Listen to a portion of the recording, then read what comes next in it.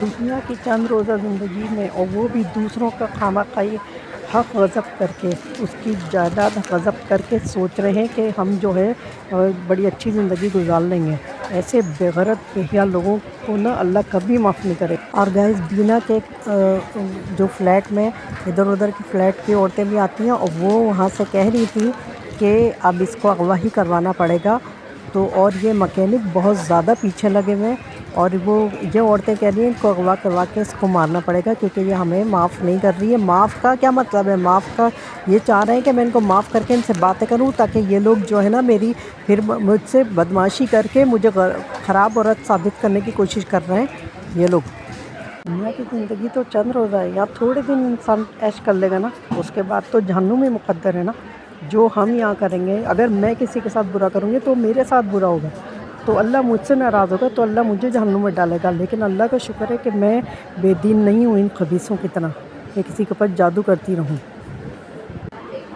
یہ چاہ رہی ہیں کہ میں ان سے باتیں کروں، اس کے بعد یہ اپنے مردوں کے فون نمبر ان سے مجھے میسیج کریں، اس کے بعد میں ان کا رپلائی کروں تو یہ کہیں یہ دیکھو اس نے ہمارے مردوں کو میسیج کیا۔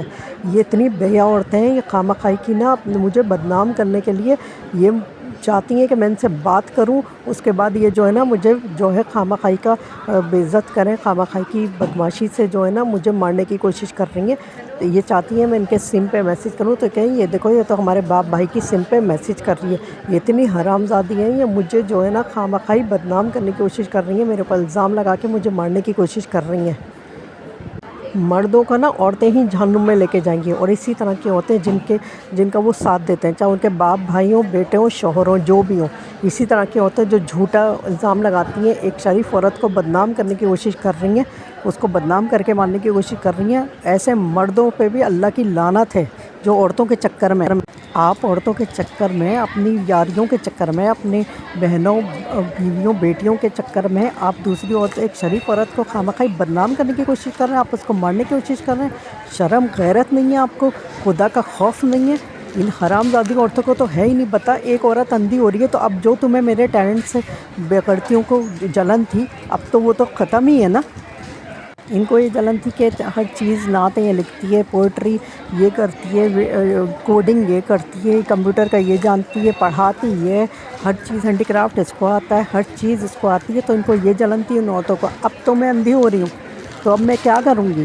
پھر بھی ان کو خبیثوں کو یہ ہے کہ اس کو زندہ ہی نہیں چھوڑنا ہے۔ اتنی بےحیا عورتیں ہیں، اتنی بے غیرت عورتیں ہیں، اور گائز آپ ہمیشہ دعا کریں کہ آپ کے محلے والے اچھے ہوں۔ محلے والے بے غیرت ہو نا تو یہ ہوتا ہے، اور محلے کے حرام لڑکے جو ہوتے ہیں نا، اگر میاں بیوی میں لڑائی ہوتی ہے تو وہ اس سے فائدہ اٹھانے کی کوشش کر رہے ہیں۔ ہمارے گھر میں بہت لڑائی رہتی تھی، کیونکہ ظاہر ہے میرا شوہر کا بھی وہ اسی طرح کا حرکتیں، اس کے سسرال والوں کی میری یہی حرکتیں تھیں، تو اسی وجہ سے اب کیا ہوا کہ ان لوگوں نے جب یہ حرکتیں سنی، اس کے بعد یہ حرامزادے لوگ پچھلے محلے کے بھی پیچھے لگے ہیں۔